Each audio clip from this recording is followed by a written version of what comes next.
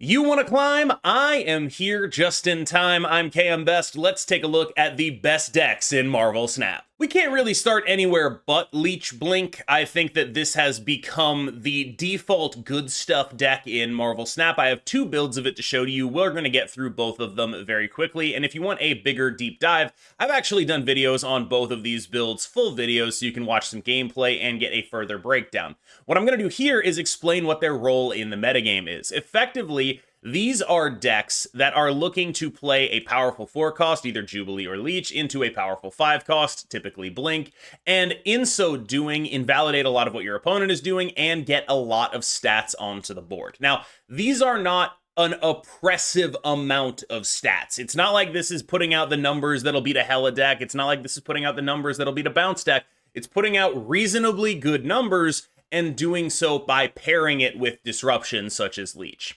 That kind of thing is generally what good stuff decks tend to look like. Having a deck like this at the top of the metagame has done a couple of things. I think first of all, what it's done is reduced the amount of Shang-Chi that you're seeing. I think a lot of people were complaining about Shang-Chi. There was a lot of that going on. And now that there's a common Leech deck, there's a lot less Shang-Chi in the metagame. He's a lot less good. Other things that I think this deck is doing, though, is hurting, I think, specifically some solidly tier 2 decks. Decks like Discard, decks like Silver Surfer. Those decks are much more hard-pressed to keep up when you have a deck that's just sort of free-rolling Leech into Blink. This is typically a very strong interaction, doing something with a very powerful on reveal and then turning that card into a card with a great body is a baseline good thing to do, and it's what this deck is built around doing. Now, there are other disruptive pieces in here, but really the fundamental interaction is the Leech one. Remember, when you're trying to beat this deck, you can't be too afraid of Leech. For example, one of the decks that I think actually does beat this deck is the bounce deck, and I think everyone understands that Leech is very good in the matchup into the bounce deck, but if they don't have exactly Leech and Blink, you're probably going to be able to beat them on points anyway as the bounce deck most of the time by virtue of doing things like getting an Angela and a Bishop down or getting a couple of demons into your hand. There's just going to be more points on your side of the board unless they are absolutely perfect drawing. And I think that does speak to a general status of the metagame where, like, this is the best deck, but a lot of its power is sort of wrapped up in making sure you do the exact right things in the exact right matchups, because there are also a bunch of matchups where Leech isn't good at all. And so you end up in a situation where you're just kind of moping around and your Leech isn't very good and you're like, oh, I'm going to Leech Blink them, and then it hits one card and you're just like, what am I even doing here?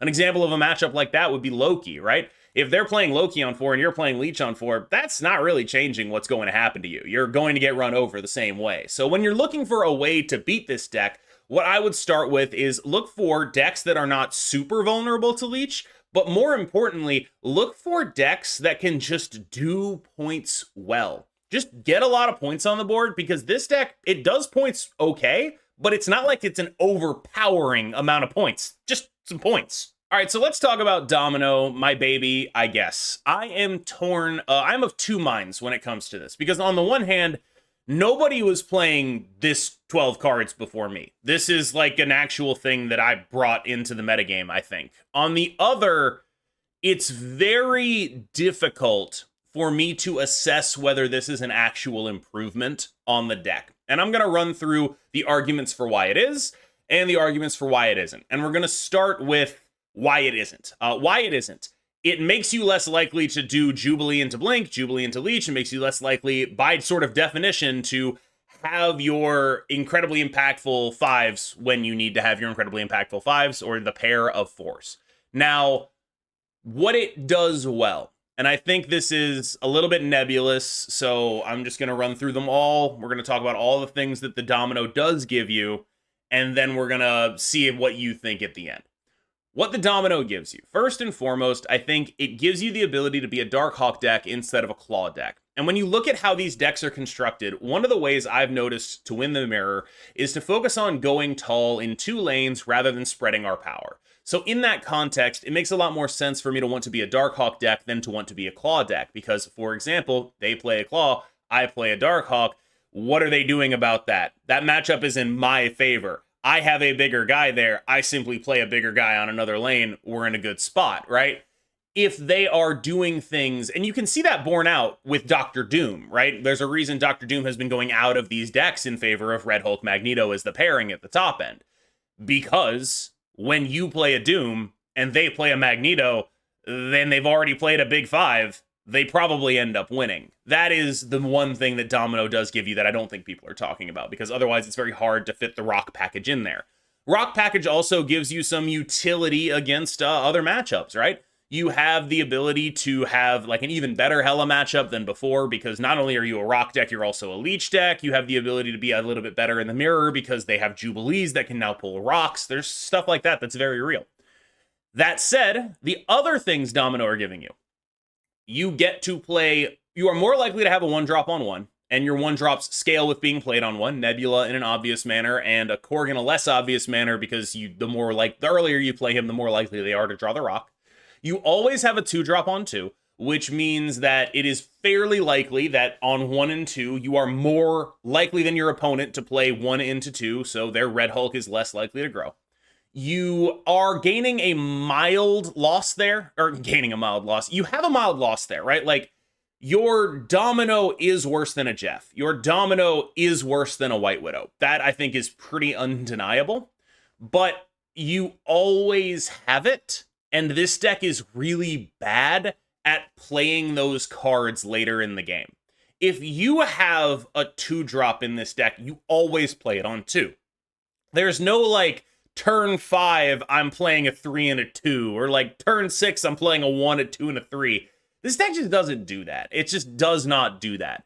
It goes 4, 5, 6, and that's a big part of the reason why I don't like the Kitty Pride and 6-drop builds of this deck, where they're doing like Hope Summers things, because if you don't have Hope Summers, your whole plan just sort of falls apart, and that sort of principle is being applied across here. Now, in addition, I can't help but note this.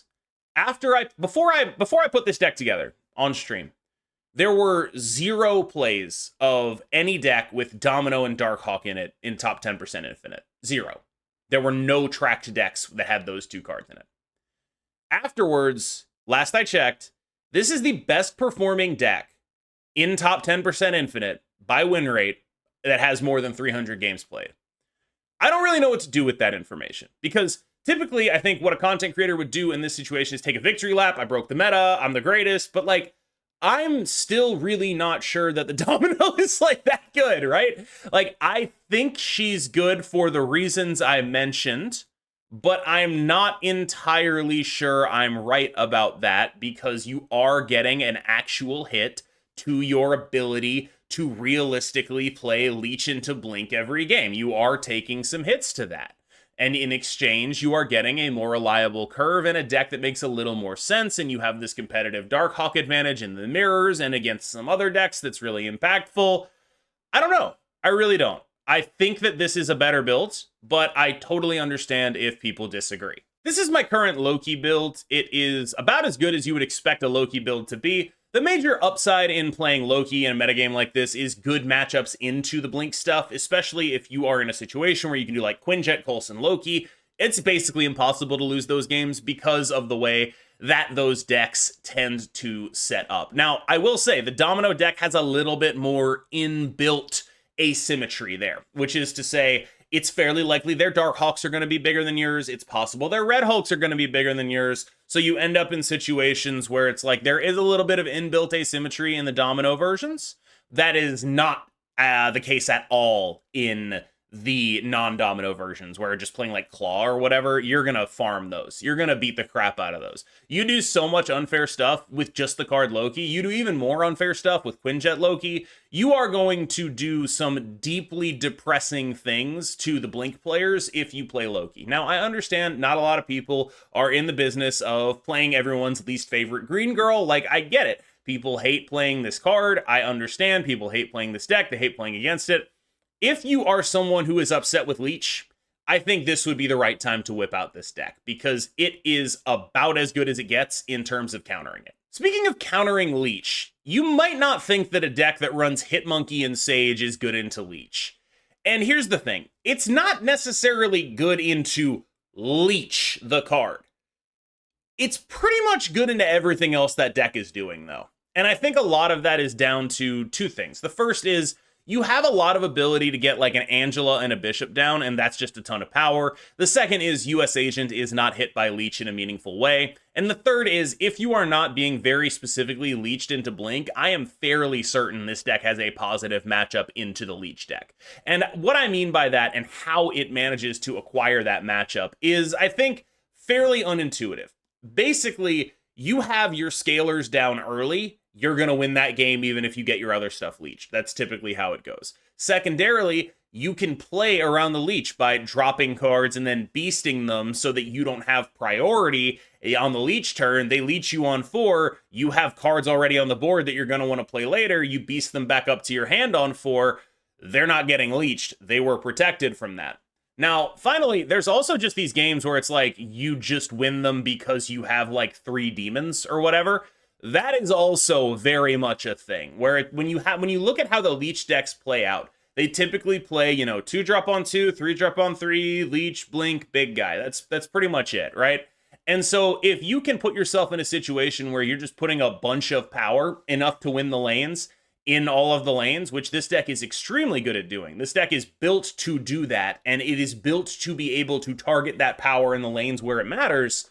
You will end up winning those games. I think that the bounce deck is legitimately quite good into the Leech deck unless you are specifically getting Leech blinked. And I think that does matter a lot because of the way the Leech decks tend to be building for going tall, because of all of that stuff.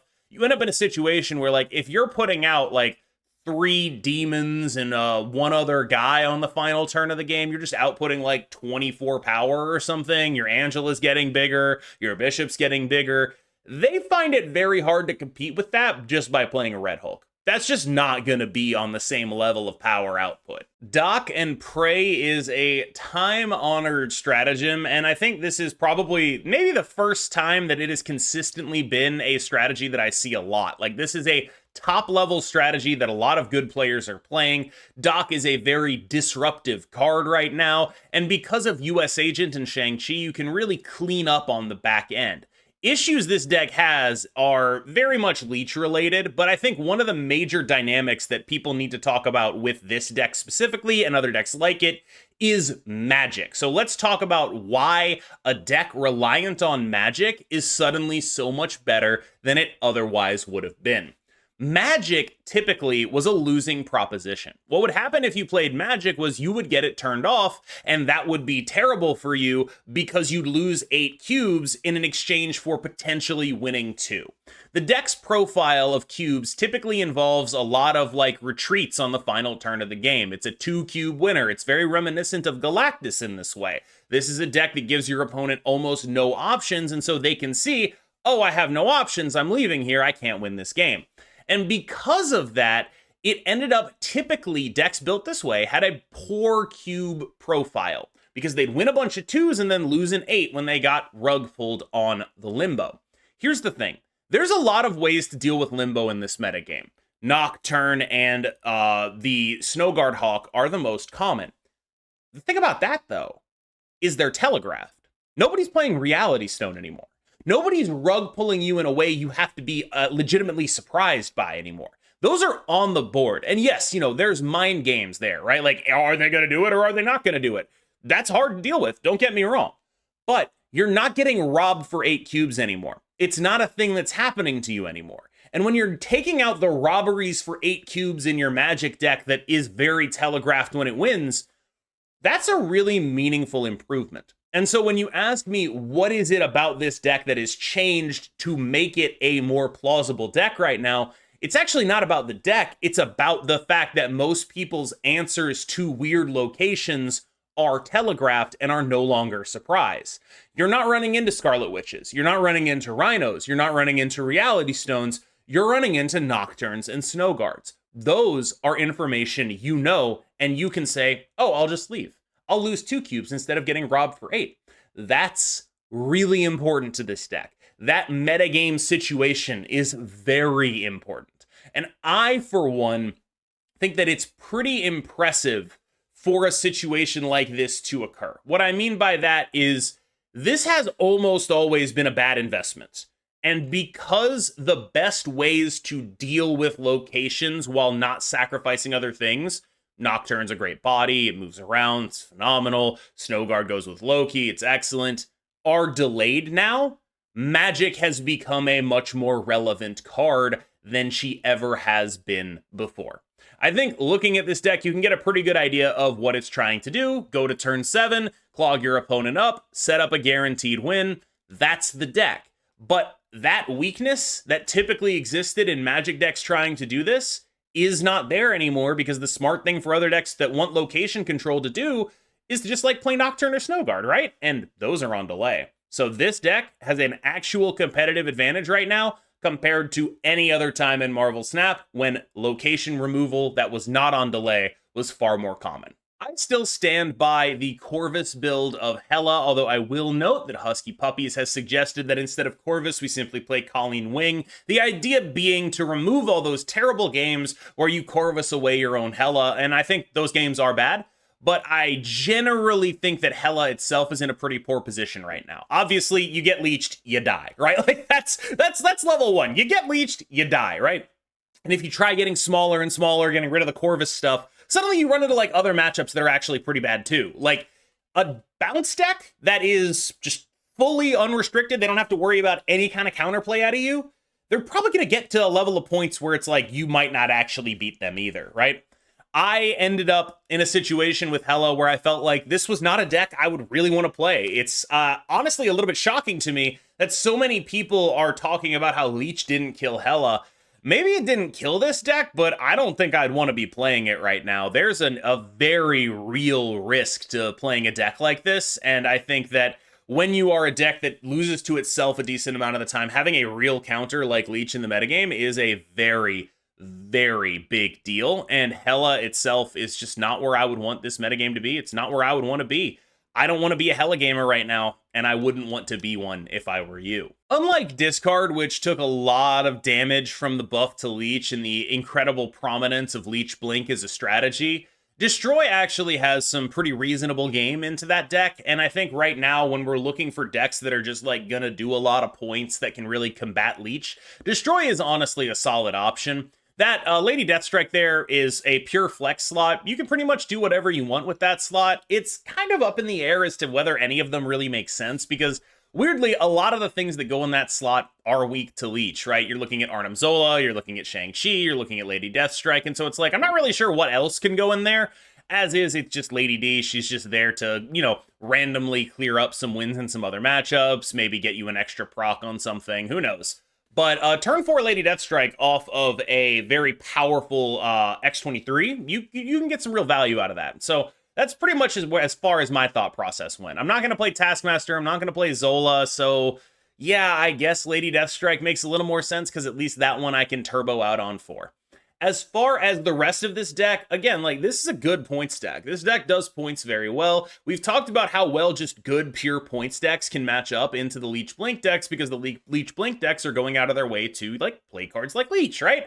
So Destroy can be a real actual deck in those matchups. It's just a solid deck that a lot of people have already got a lot of experience on. I think it's a little bit underrated right now. I honestly do. It is a little bit kind of one-track mind, a little bit opening hand determinant. You have a lot of very good openers and a lot of very bad openers, a lot of very good locations, a lot of very bad locations. And so you are in a position where your snaps are almost dictated to you to some degree. I think a lot of people don't like that. But this is a powerful, reasonably good deck, and I think a lot of people are overlooking it right now. We are currently in the best Cerebro 3 meta of all time. Does that mean it's a good Cerebro 3 meta? I don't know. He's here. It's an honorable mention. Cerebro 3, actually a deck, all right? So Cerebro 3 is a deck that has two notably interesting things going for it now. The first is, this is a deck that's really good into Loki. Like, Loki plays the card Loki, and you're just like, oh my god, I don't even know what you're supposed to do with my cards. Like, you actively are bad for playing that, right? And the second thing is, in non-Leech matchups, cards like Valkyrie are very interesting, and in Leech matchups, this deck just kind of gets really tall. there's this weird thing that happens. Like, you lose access to your Mystique, but you're still putting like 20 in each lane if you manage to get this out there. One thing you should do in Leech matchups, I believe, I'm not positive, but I believe, is like, if you have like a Cerebro Mystique, get it out there before it gets leeched. Like, you don't want to be sitting there in an awkward situation. Yes, it's like a negative cube thing, and yes, you can be vulnerable to Red Guardian. So there is like this tension there, but it is a very, very interesting situation. If you think you can win the matchup without Mystique, that's one thing. I think that's totally plausible, especially when you have a Bast, right? But if you don't think you can win the matchup without Mystique, suddenly you end up in an even weirder situation. There's a lot of contextual stuff that goes on because of the pin between Leech and Red Guardian in those decks. It's definitely an interesting thing. I think this deck is legitimately okay. I'm not going to say it's like legitimately good or legitimately great. I think if you wanted to play Cerebro 3, this is probably the best time to ever do it. The ongoing deck is a pretty solid piece of deck building here, because one of the things that is very good about this deck, I think the major thing that's very good about this deck actually, is Jean Grey is a massive restriction on a lot of the decks in the format. Now, previously, this wasn't very true because a lot of the decks in the format were Angela bounce stuff. But now, a lot of the decks in the format are play one card a turn decks, and Jean Grey is very good into those, especially when those cards are expensive and can be obliterated by a US Agent Mojo combination. You can just sort of lock up a win on doing stuff like that, or you can make sure that pesky on reveals don't happen thanks to Cosmo. There's a lot going for this deck right now in terms of how it matches up into other stuff. Ongoing is a powerful strategy right now, and while yes, Spectrum is hit by Leech, this is still a deck that can absolutely win in the absence of that. Now, I will say I do think US Agent and Jean Grey are pretty important to this strategy. US Agent, and I think both are, especially. I was going to say US Agent especially because it's just so much numbers, but yeah, Jean Grey is also especially important to the strategy. I think that they are going to be cards that if you want to play the strategy to its full efficiency, you're going to need. If you start seeing a lot of Loki, I think it is perfectly viable to, like, I don't really know if there's anything else you can do. I would say running the Mobius is kind of all you can do.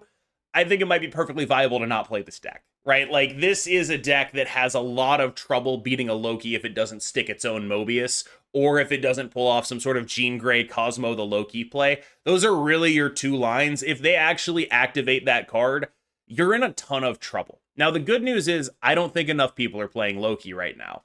But if that picks up and you're playing this deck, I do want you to be aware that there are metagame constraints on this deck where, like, if enough people are playing these, like, Angela Bounce Loki type stuff, you're going to end up in a much worse situation than you are currently. Because right now, this deck is kind of eating off the power of Jean Grey US Agent type things.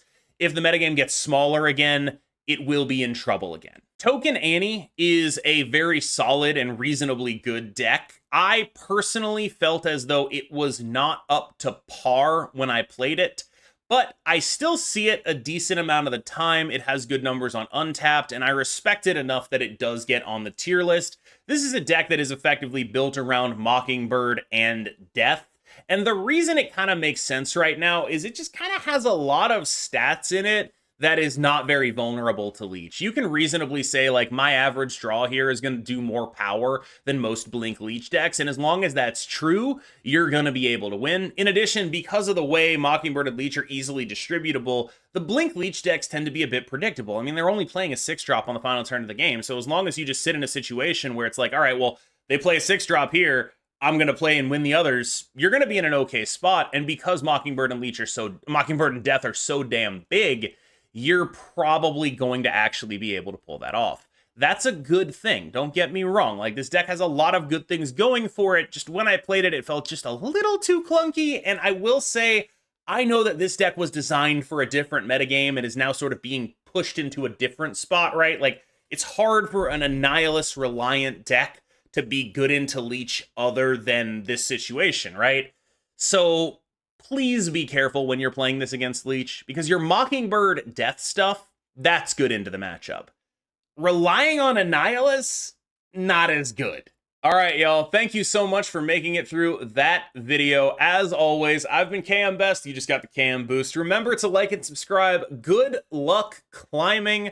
Let's see what the future holds for us. Let me know in the comments if you think they're going to nerf Leech in the next OTA. I'll see ya in the next one.